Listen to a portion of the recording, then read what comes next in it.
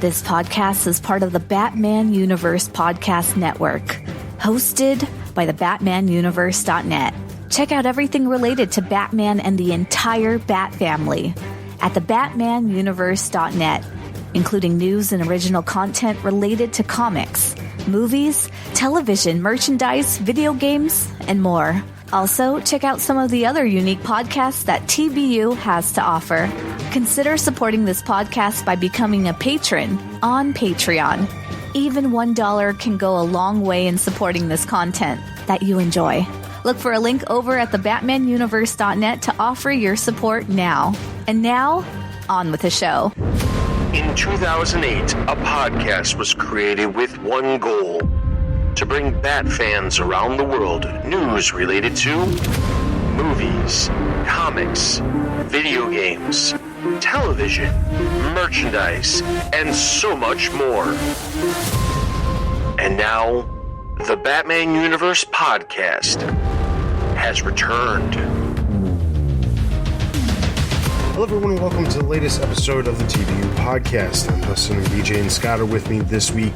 And you may have noticed that last week we didn't have an episode. We're probably periodically, at least through the rest of the summer, going to have a week off here or there if we don't have any big topics, just because between vacations and such and news just being a little bit light, it's not always super easy to come up with a really good topic to discuss, at least not on the fly. There are plenty of topics that we've discussed about doing that just take a little bit more preparation and things like that. And the summer months typically are a little bit harder to do that prep time, or to have that prep time. So this week, we are going to be talking about the biggest news out there right now. No, actually, we're going to save that big news that just happened today with the bot attack. I'm dubbing it the Zack Snyder Cut Conspiracy, as the future episode will be called. But we're going to dive well into that next week, probably, as long as there's not a whole lot of news from San Diego Comic-Con. One way or the other, we'll be talking about the Zack Snyder conspiracy stuff. If you don't know what I'm talking about, you'll find out very soon. If you haven't, probably before you actually hear our podcast. But if not, hey, wait for that podcast and it'll happen. But prior to the, I guess, breaking news of, not really breaking news, but the news article that posted specifically today as we're recording this, we had planned on doing a specific episode related to kind of an update on the comics world. For those of you who are longtime TBU listeners, you probably are well aware that we have a TBU comic podcast. They do a great job of reviewing books all the time. All of the books that come out on a normal basis, they cover on that podcast. The podcast is extremely successful, and I used to be part of it, but I left that podcast to come over to this podcast because I wanted to discuss other things other than comics. But that doesn't mean that I don't like discussing comics and I don't keep up with what's going on in the world of comics. And July marks a interesting month for at least the main Batman titles, because both Batman and Detective Comics are getting new creative teams, as the previous creative teams wrap up their runs last month in June. And then on top of that, we've got some other books that have wrapped up, pretty big books that have wrapped up as well here in the past month. So I want to kind of talk about, let's just call this Summer 2022 comics update, or Bat Comics update, or something like that. I'm sure whatever it ends up being will be in the title of the episode. But I wanted to kind of talk about the last couple of years as a whole. Specifically, going back to the beginning of 2020, Tom King wrapped up his run on Batman with issue number 85, and then James Tynion came on the following month with issue 86. Now, he had a pretty long run, but it was abruptly cut short because he was leaving DC Comics to go do some creator-owned stuff, and he stayed on until November of 2021, even though he had plenty of other things that he had at least conceived and came up with the idea of how to continue his run. but that's just what happened. Taking his place was Joshua Willaimson, who took over the title, but really wasn't, how do I put this in the kindest way possible? He really wasn't marketed as like the brand new Bat writer in any way. It was more of like he's coming on the book and that's that, and he's going to be doing a story. Willaimson is a pretty big writer. He's been involved in a lot of other stuff, but he's kind of like one of those guys where, and this is going to come across probably not so great, but he's one of those writers where he's involved in a lot of different things, but nothing is, super high selling or super highly sought after, in my opinion. Correct me if I'm wrong. Anybody? I think that's accurate. I think he's a good pitch hitter to bring in when you need somebody who will do, like, who can on a short notice do like a halfway decent job, like carrying the torch. And like obviously people's opinions vary on like his work, but I feel like there are far worse things you can do. I think Joshua Willaimson is a perfectly fine writer to bring on when you're in an interim. Yeah, he was in there to keep the seat warm and wait for the next guy to come. Exactly, and I'm not saying that in the sense of I don't want my words to be misconstrued by the listeners and say that, oh well, you just don't like Willaimson. It's not that I don't like him. He's a good writer. I would honestly. I would categorize him in the same category as Peter Tomasi. Peter Tomasi can come on, he can write a solid story, but it's not something that's going to leave a lasting impression. That's the only thing that I have to say. It's not that it's bad. It's not bad. It's good. It works for what it needs to do, and it's not horrible. It's not James Robinson on a Batman title, that's for sure. But I mean, the thing is, he can come in and he can tell a story, and he's really good he's got plenty of ideas and things like that. He doesn't have anything, at least in the Bat books, that I'm sitting here thinking to myself, yeah, that was so memorable. I can't wait to see what else he can come up with. It's not that it's bad. It's not bad.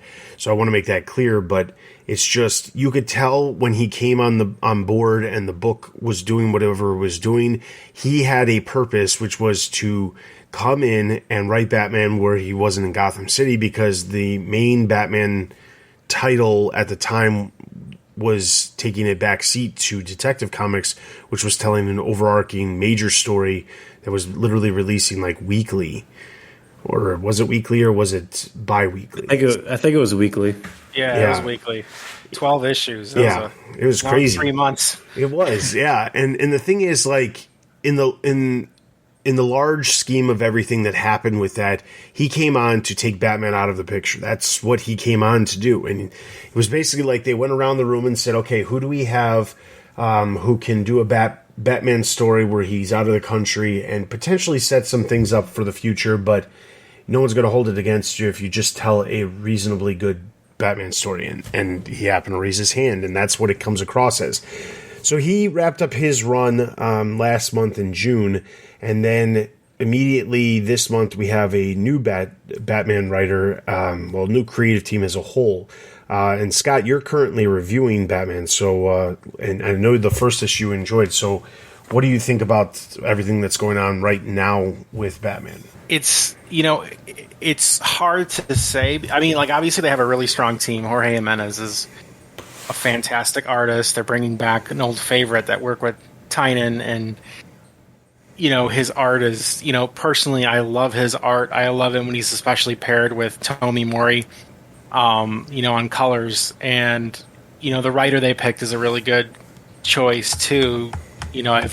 I'm not reading Batman Fortress, but I have read, like, Chip Zdarsky did a piece in one of the Batman Black and White books, and that story was exceptional compared to the rest of what filled the pages of Batman Black and White. But I'm looking forward to what's going on. The title change, there's a lot going on, so obviously it sounds like not only will we have a couple arcs worth of direction, but it seems like there's probably more there. It looks like we're back to world building again that we saw with Tynion, whereas how you mentioned with the Joshua Willaimson fill-in, that was its own international story, and it seemed like it ended up just feeding into another book that's going to be coming out in a few months. But I'm pretty excited. I'm holding my breath though, and just to wait and see, because like the first issue was great. The second issue, we got coming out soon, and that having the preview was very enjoyable too, and brought some things back. But trying not to get overexcited about like references to things I like in other media. Yeah, and the thing is, so Chip Zdarsky is obviously the new writer, and it's interesting because when it was first announced that he was coming on to the title, one of the things that I appreciated was the fact that he made some comments online about how he had a lot of ideas, and it really did sound like James Tynion, back when he first started his run, or before he started his run. And Tynion had a lot of really good ideas. He did a really good job of world building, creating some new villains and new characters, and utilizing characters that have been underutilized over the past, let's say, decade for some of them. He did a good job with that, and I appreciated everything that he did. I just despised that he very abruptly left the title because he was doing other things. And I understand that the other things he was doing was better for him personally, but it just, when you get somebody who actually understands the characters and actually is utilizing the characters and is actually utilizing the world and creating new elements for the world, it's great. It's like you're on cloud nine, and then all of a sudden something happens and the cloud dissipates and you're falling down and you're wondering what the heck is next. And that's kind of how it felt. And I'm not trying to put that on Tynion. It's obviously DC for also not, figuring out a better plan for what they were doing immediately once they realized he wasn't going to be staying on the book. And their immediate plan was to find a placeholder for basically 7 months in Williamson. So I'm looking forward to seeing what Zdarsky can do. I know that DC has been, marketing the new creative team. Jorge Jimenez is great. It is great to see him back on a Batman title. And it will be great to see what ends up happening. I also, like you said, I don't want to get too excited about what we're seeing and what could happen and things like that. But based off of what we've seen so far, things are looking up. So at least I can be happy for that. Yeah, that first issue was great. The art, like you guys said, was great. I'm happy to see Tim Drake kind of back in Gotham, right by Batman's side. That's always good to see. And yeah, Williamson, it felt like as his arc was going on, it felt like more was turning into like a backdoor pilot for Batman Inc. And so I know that's a series that's coming out soon, right? Like, yeah, it's September. Yeah. So that's what it is with that. And yeah, Zdarsky's got the new car smell going right now, but I think it should be all right because he wrote that Red Hood story in Batman Urban Legends. That I really like that story, so I kind of have high hopes. All right, so then let's jump over to the other main Batman comic, which is Detective Comics. Going back, just a history lesson. December of 2020, Peter Tomasi wrapped up his run on the title, which was pretty long. Included the Detective Comics number 1027, that special anniversary issue, that included a bunch of short stories that hinted at other things that were coming, including the upcoming creative team that was led by writer Mariko Tamaki. And she came on the series, and for a while, it was just like a slow build. And then you could see that like everything took off very quickly here because as we alluded to or really mentioned earlier, there was a 12-part story arc that, released weekly, and it was great. And it did a lot of interesting things. It brought back some characters into the mix. It utilized other elements, created some used some villains that haven't been really used in a while and things like that. So there was some really good stuff. Now, again, her run just wrapped up last month, and I think her run ended. I don't know if it ended abruptly or if maybe she just stuck around for a couple extra issues so that way they could have, fresh creative teams together in Batman and Detective Comics. But the last story arc that she did wasn't anywhere near as good as the previous story arc that she had. The one with focusing on the Riddler, it just felt like a placeholder series or story arc. It didn't really seem like it made sense to be where it was, but it was what it was. What did you guys think of Detective Comics by Tamaki? Great overall. Like I did enjoy the bug arc. I can't remember what it was called, but what was going on during Fear State. But Arkham Tower I liked because it felt like just a slow burn crime thriller, and a great use of Psycho Pirate. I loved this mystery unraveling, each issue, and the way it was done just reminded me of just like a great crime thriller movie. And, I don't really count the last 3 issues she did, that final arc with Riddler. Part of it I see as they needed to have something with Riddler because of the movie. And then, it ended with a connection to Talia, and she's been popping up everywhere lately, in part because of the whole Shadow War event. But I feel like, they're pivoting Talia at DC for something coming up. I know there's that Batman versus Robin series that's coming out either next month or the month after, and other books are feeding into that too. So I just see it as she stayed on, and DC or someone at DC has a direction with certain characters, so she just had to help pivot characters where they need to be, because they're probably going to be put in use somehow later, and at least there's some setup for whatever is coming down in a couple months. I liked Shadows of the Bat as well. I thought in the middle it kind of was spinning its wheels a little, like for the middle part of that arc, but I thought it ended strong. It started strong, ended strong, and that's what you want from a story. Yeah, her last 3 issues where it was just kind of don't do anything too crazy, keep everybody where they are, keep Batman in Gotham, nothing too major, and then, well, thanks for your work, and we're kicking it over to a new team. What's interesting is that when you look at how everything's played out over the last, 2.5 years since Tynion took over a little more than 2 years ago, but the thing that's really interesting about everything that's taken place is that Tynion was like the king of the castle in a way where, his stuff was what was kind of like bleeding into the other titles. And then you had, when he left, Tamaki immediately took that spot of like what was going on in Detective Comics was bleeding into some of the other titles. And then, but on the flip side, when Tynion was the main book and that was the main focus of what was going on, Tamaki had no problem like doing stories that were still good but didn't have to worry about being the top book. And it was interesting to see kind of the flip of Batman is the big focus, and yes, there was obviously stuff that was happening in Detective Comics that led, that fed into Fear State. But when it came to Detective Comics, Batman took a back seat when Shadows of the Bat was taking place, and Batman kind of was taking Batman out of Gotham City, doing its own thing away from everything while that whole story arc was going on. And I think that's interesting because it shows that you don't have to always have the top title be the main title.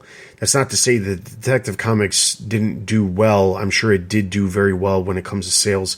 Sales numbers, unfortunately, for those of you who've been around for a long period of time, are not as known as they once used to be, because DC does not disclose their sales numbers. And previously, the way you were able to figure out sales numbers was through Diamond Direct or Diamond Distributors, which was doing all of the distribution for comics, and now that is no longer the case since basically the pandemic began. Everything has changed, so there's not a real way of getting solid sales numbers month to month, which is unfortunate for those of us who actually pay attention to that stuff.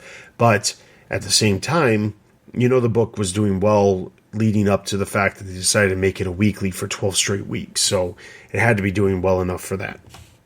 Now, the new creative team is led by writer Ram V, who interestingly was on Catwoman not that long ago, was doing a great job, in my opinion, on Catwoman, left because he was going to do something else, but it was not Detective Comics, and it was almost as if they somehow lured him back into the fold with Detective Comics, and now he's going to be coming on. Now, his first issue hasn't hit stands. It's not coming out until next week, or while you're listening to this coming Tuesday. So it's hard to gauge exactly what, what's going to be happening in his book. But I guess based off of everything that you guys have heard or seen, do you feel like this is a placeholder creative team, or do you feel like there's actually going to be a relatively decent run with these guys?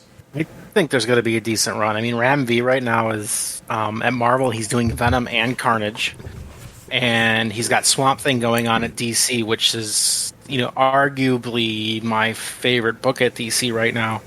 So I think he's just one of those writers that's just really hot right now. Has a really great hot streak, and I feel like, for DC, it's kind of like a slam dunk, no brainer. Like, put him on Batman, he's going to write something gothic, horror inspired, because that's kind of his vibe, and it's, very eloquent and beautiful at the same time. So I think he's, if not indefinite, he's going to be here for a while. Yeah, I haven't read anything that he's written, but everything that I've seen on Twitter and social media, like you said, Scott, it's been a slam dunk, and everyone's been on board for it. I've seen the previews of the covers, and the covers look pretty legit. Yeah, it should be very interesting to see what happens. I mean, as you said, Scott, he is very hot right now, and it would make sense for them to keep him on the title. I know most creators who, not necessarily up and coming, because I don't know that he would even classify as an up and coming because he's been around for a while, but writers they gravitate towards specific books. And if they can get on specific books and they're offered those titles, they will have no problem figuring out a way to make that work. And I feel as if Detective Comics and Batman are both one of those books where if a creator has the opportunity to get on them, especially somebody who's dabbled in the Bat family with other titles. Ram V, he's worked on Catwoman, like I said earlier. He's worked on Catwoman in the past. He's had his hands with certain characters when it comes to the Bat family, and that for certain writers, that is a huge stepping stone, where it's like, if you can show that you can do a good job on one of the other ones, you might end up on one of the main titles. I mean, that's literally what happened with Tom King. Tom King was originally on Grayson. That's how he came into the Bat family, and then he ended up taking over Batman for a solid 3 years. So, there's a lot going on when it comes to the comics, but it's interesting when you look at the smaller books, the Robins, the Batgirls, the Nightwings, you can kind of gauge and see which writers could end up becoming a mainstay writer on Batman or Detective Comics just from that. I think it goes without saying, but I think that Tom Taylor, it's only a matter of time before he ends up on one of those titles. I think the thing that's holding him back right now is the fact that, one, he really enjoys being on Nightwing. Two, he's got a lot of other projects he's working on right now. I wanted to ask you guys something. The big DC event right now is Dark Crisis, and do you guys think it's kind of strange how, quote unquote, the Justice League is dead, but then we still have Batman and all these other books coming out, and there's no mention, nothing's like a Dark Crisis tie-in, which I'm fine with because I wouldn't want another story of Batman's dead or anything like that. But you guys think it's kind of strange how there's been no mention at all? Yeah, I don't even know where it fits in or anything. And yeah, at least since it's not even they don't advertise it. I've seen Dark Crisis ads, but they don't advertise it a lot to where it's not even on my radar. Like, I haven't read it. The Death of the Justice League thing, I did not read either. It seems like it's there if you want it, but it has no relevance. Has no bearing on anything else. Yeah, it's interesting because I don't. If we don't review it on the website, I don't typically follow a lot of those books just because I just don't have the time. And noticing, that's this massive event, there's always a massive event, but this massive event that's going on in DC right now isn't touching anything that we are reviewing on the website. It's kind of hilarious because I don't know anything about it. There was my son who plays Fortnite, he keeps up with all the latest rumors and stuff, and right now Fortnite is doing a crossover with Marvel, a comic series, just like they did previously with DC. And interestingly, there was some rumored piece of art or something that said Fortnite Dark Crisis, and he was asking me about it. Oh, do you know what this is? And I was like, I know what Dark Crisis is because I've heard it. It's an event at DC, but I don't know what that has to do with Fortnite, or I don't know if it's fake, or I don't know anything because it really isn't dealing with any of the stuff that we cover here on the website. And, sometimes it's unfortunate that we don't cover Justice League like we used to.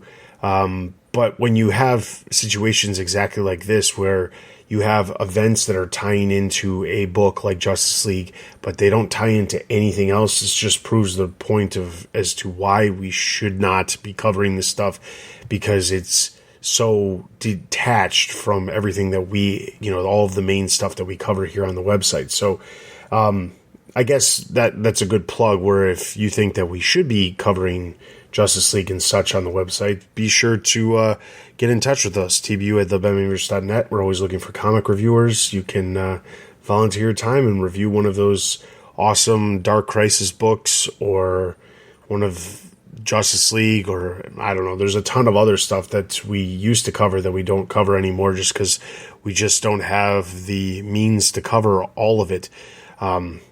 Or anything else for that matter. If you're interested in covering any other Batman books, there's always other stuff that we're looking to get people to review as well. So just throw that out there. But anyway, stepping away from the greater DC universe, I want to go back because there's a couple of big books that have just wrapped up. One of them is Batman Catwoman by Tom King, which is kind of like his swan song for Batman. Because now he's still in DC, he's still doing other DC projects, but that was the end of his Batman stuff.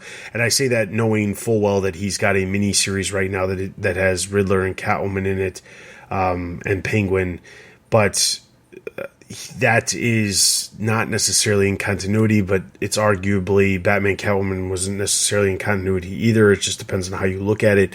So there was that, but then also Tynion just wrapped up Joker, which was his swan song in a way for the Batman universe, because he's now off of all Bat titles as well. Talking about the Joker, surprisingly, I thought that the final issue wrapped up pretty well, considering there was a lot of stuff that was going on in that title, and we knew there was a cutoff of when Tynion was going to be leaving, and while it was delayed, the final issue was delayed for like a solid, I think, 3 months. The final issue, it did a great job of wrapping up that title very well. And I will say I am 100% glad they decided to just end the series rather than bringing on somebody else to do another Joker story in the Joker series, just because I feel like it just would have not been the place to do it. It would have reminded me of like Gotham City Sirens when they decided to go outside the box, or Birds of Prey when they started introducing characters that aren't the Birds of Prey to be part of the team and things like that, just to make it work so that the series can continue. So I appreciate that. But Scott, I know you reviewed Joker. Well, you reviewed Batman Catwoman too, so we'll get to you on both of those. But how did you like the way the Joker wrapped up? Overall, I really liked it. I think that last issue was definitely needed, and like you said, it did a really great job wrapping everything up. I don't want to go into spoiler territory, but I feel like, in ending it the way they did, it sets up a lot of different paths or books they can pick up on in the future. Actually, I saw one of the new characters created in Joker, I won't say who, but looks like appears in the pages of Swords of Azrael that's coming out, I think, in a couple months. So I did see that in a preview. But no, I liked that the focus of Joker was something that I wasn't expecting. It was a really great mash of like spy thriller and like police beat crime noir kind of blended together in a way that, you know, it wasn't perfect. There were things I can nitpick about, and I definitely did in my reviews, but overall I thought it was really good. Now, Batman Catwoman wrapped up as well. It's hard to say. I don't think the final issue was bad. I won't say that it was bad. I don't think it wrapped up. It wrapped the series up, and it felt like it was a finale. There's no doubt about that. But whether or not, like comparing it to like the Joker and how the Joker wrapped up, I feel like the Joker did a better job, which is odd because the Joker feels like it's supposed to be taking place in normal continuity, which means there's more to kind of tie up to make it work within the normal continuity, when Batman Catwoman was supposed to be taking place outside of continuity, so you could excuse anything they don't tie up. But I don't know what it was about Batman Catwoman. I think it was just, one, the series was extremely drawn out, and I know that wasn't necessarily anybody's immediate fault. I know Clay Mann had to take off a couple of issues, and there was a lot of delays because of that. But in general, I don't think, like, Batman Catwoman for some people is going to be a series that did a great job of achieving what they wanted to, which was getting Batman and Catwoman together and showing that relationship. But I think overall, I feel let down by the series, and I don't know if it's just because it feels like it was DC's answer to everybody not getting the wedding back when Tom King was on the title. Yeah, I think that's fair. And honestly, you know, when you're talking about how you're not quite sure why you felt the way you did about the ending of Batman Catwoman, and like Joker is totally different, I think it's because Joker was like surprising and opens up the doors to like different possibilities, and Batman Catwoman literally just ends on the one thing that fans were promised like years ago that, you know, as readers we didn't get, and we were kind of given a bait and switch, and it was kind of just, you know, here, you can have it now, but it's out of continuity, and it's not the most interesting thing in the book, admittedly. Like, in my opinion, I honestly feel like the Helena Wayne stuff, I would rather end on something related to that, because I found that a little more, you know, interesting personally, because it's a character that hasn't been played around with, you know, a lot. And, you know, Tom King and Liam Sharp and you know, and Clay Mann were world building a little bit in the Helena Wayne sections, and so, you know, because the fans want it and because it's expected, they go back in time and just end on this marriage, you know. And to your point, it is a long drawn out series, and, you know, it also shows a lot of, like, in the middle of it got really messy with Batman Catwoman's relationship, like really messy in there, to where, you know, there were times where, like, you know, with it coming out every month or every 2 months, you know, it was like, well, why are they even together? Like, this seems like a terrible relationship. But, you know, it is what it is. Overall, I guess I could say I enjoyed it. I reviewed it mostly positively, but kind of a mixed bag. Yeah, it did end with a bit of a whimper. I remember getting to that last page, and I was like, is my book wrong? Am I missing pages? Because it just seems like it just ends, like, out of nowhere. But yeah, it seems the Tom King, he's the king of just like telling stories all with time all messed up, and he's going flashback. I don't know if we're in the present or the future or in the past, but I think reading it all like as a collected edition almost would make it kind of sit easier than kind of I have to remember what I read 2 months ago, things like that.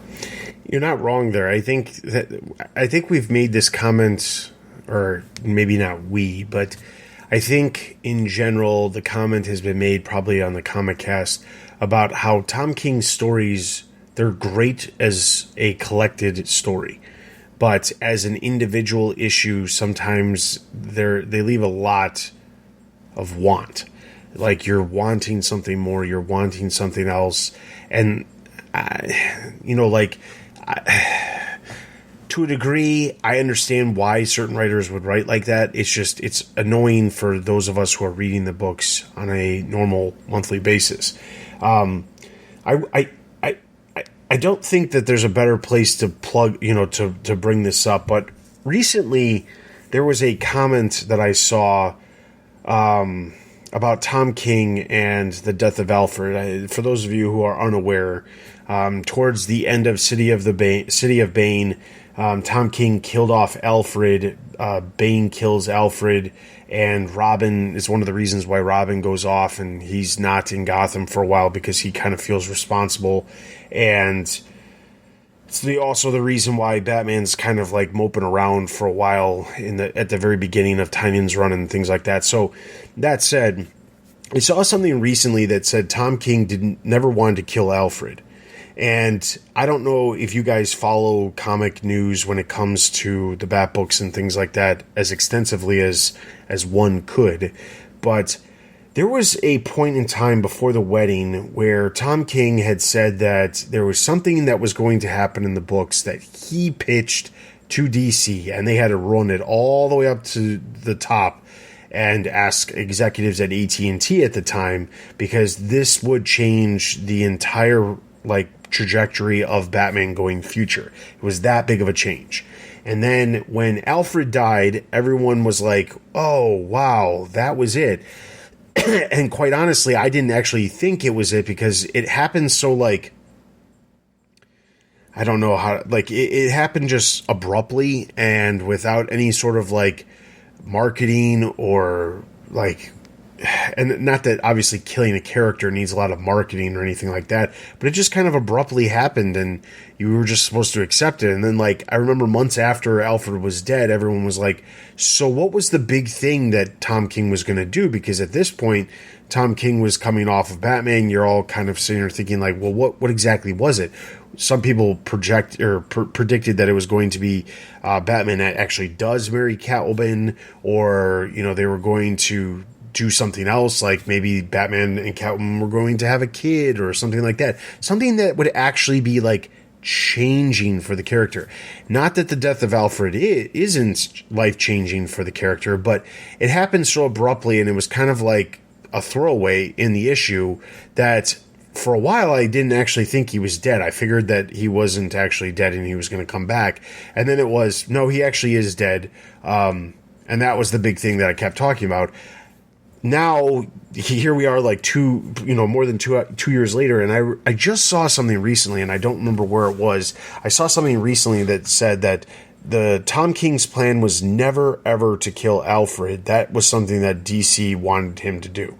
And it made me think to myself, well, then if that was the case, why for a solid year and a half was Tom King telling everybody that he had this massive thing that he was going to do that was going to change the entire continuity of Batman going forward, if that wasn't what he wanted to do, and it was DC that wanted to do it? Do you guys have any thoughts on that? Admittedly, I kind of I know Ian has talked about this a lot in the Comic Cast, but admittedly, I thought, he was going to kill Alfred, but he had a way to bring him back, and he was going to resurrect him by the end, and I thought that was the thing, and, it was my understanding that DC's attitude was just, well, leave him dead, and because I also assumed, because before that happened, we had that whole arc where, Thomas Wayne, the Flashpoint Batman takes, Bruce to that Nairn pit or whatever, and the whole point of that pit is you trade a life to resurrect a life, or whatever.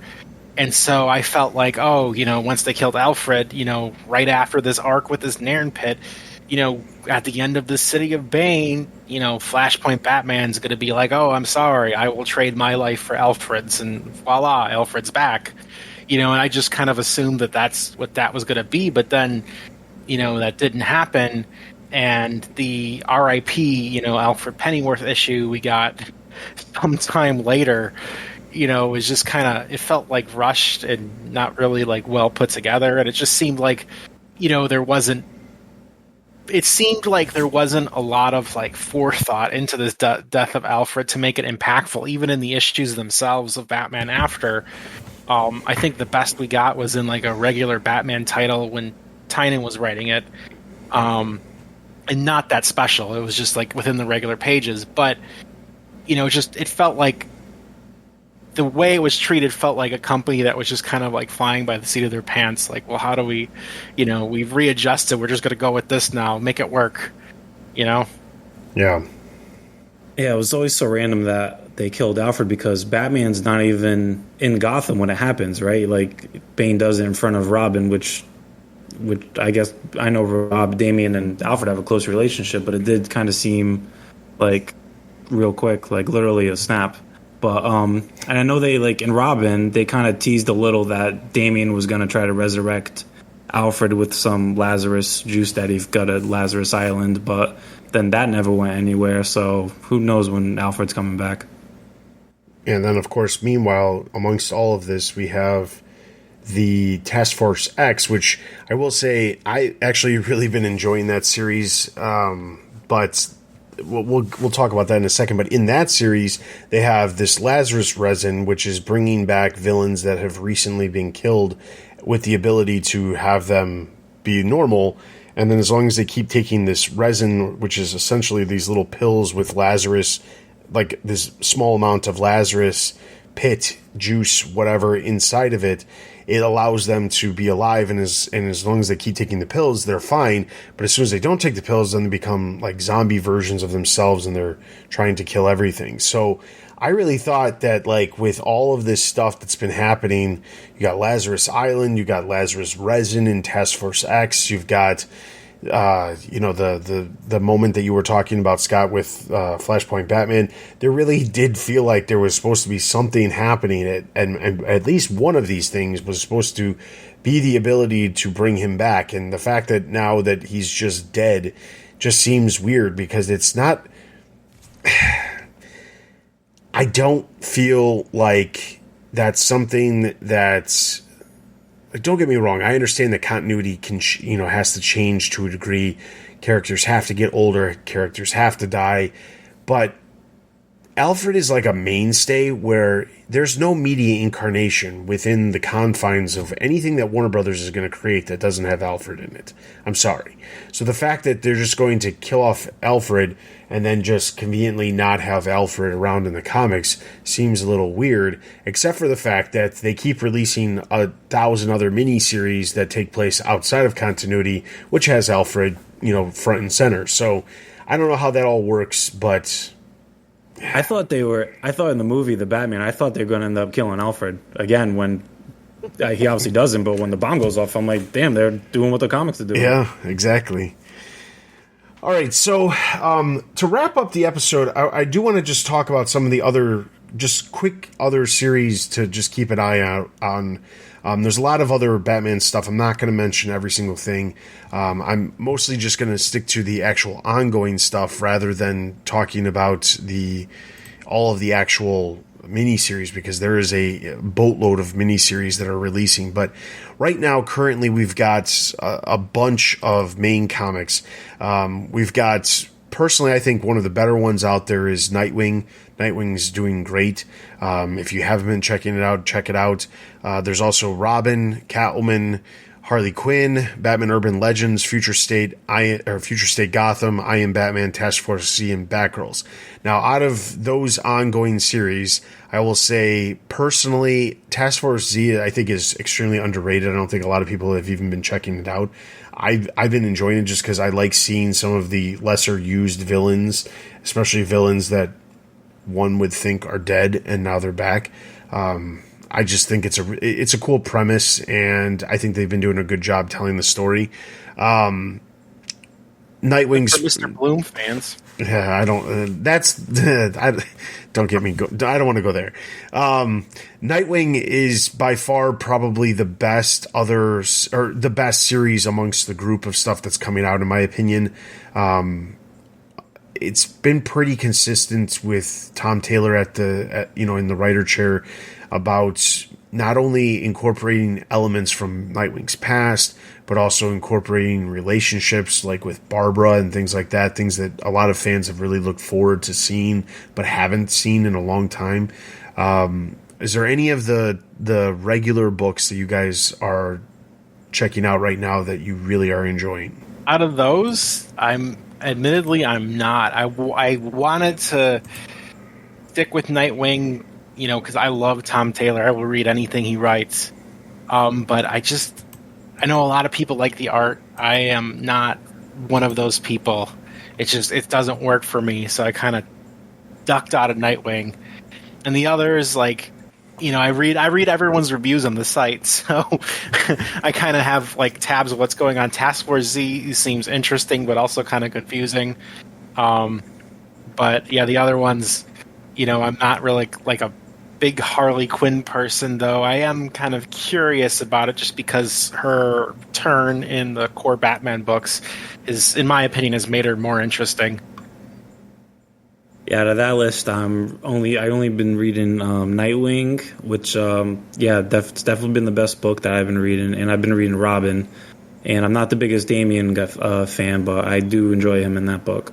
And then outside of that, like I said, there's a slew of miniseries. And just to give you an idea of some of the miniseries that have been releasing within the last year, we've got Batman and Scooby-Doo Mysteries, Batman Reptilian, The Joker Presents a Puzzle Box, Batman 89, Pennyworth, Harley Quinn the Animated Series, Arkham City, The Order of the World, Catwoman Lonely City, Robin and Batman, Batman the Knight, Batman Killing Time, Batman Beyond the White Knight, Batman Beyond Neo Year, Batman Fortress, Poison Ivy, Batman White Knight Presents Red Hood, Sword of Azrael, Riddler Year 1. Some of those are still about to come out. Some of those, the last couple, are actually coming out in the next couple months.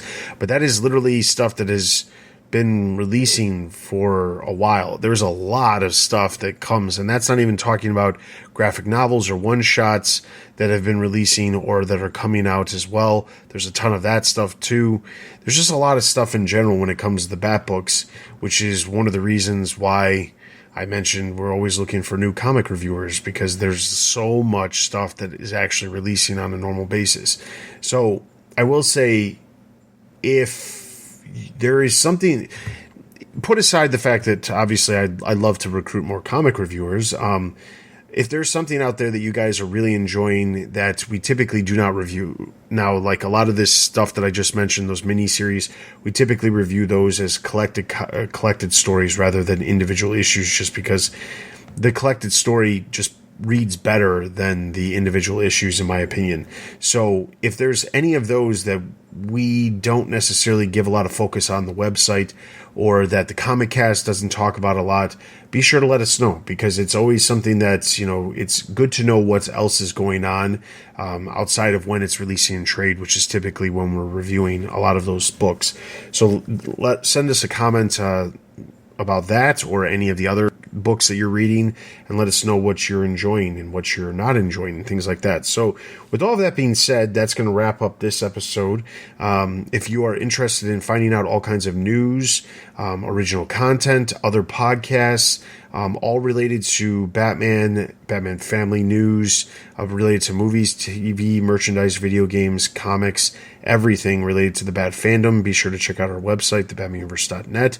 You can follow us on Twitter, Facebook, Instagram. We have a Discord. You can find all of our social links over on our website at the top of the page. You can also send us an email at tbu@thebatmanuniverse.net.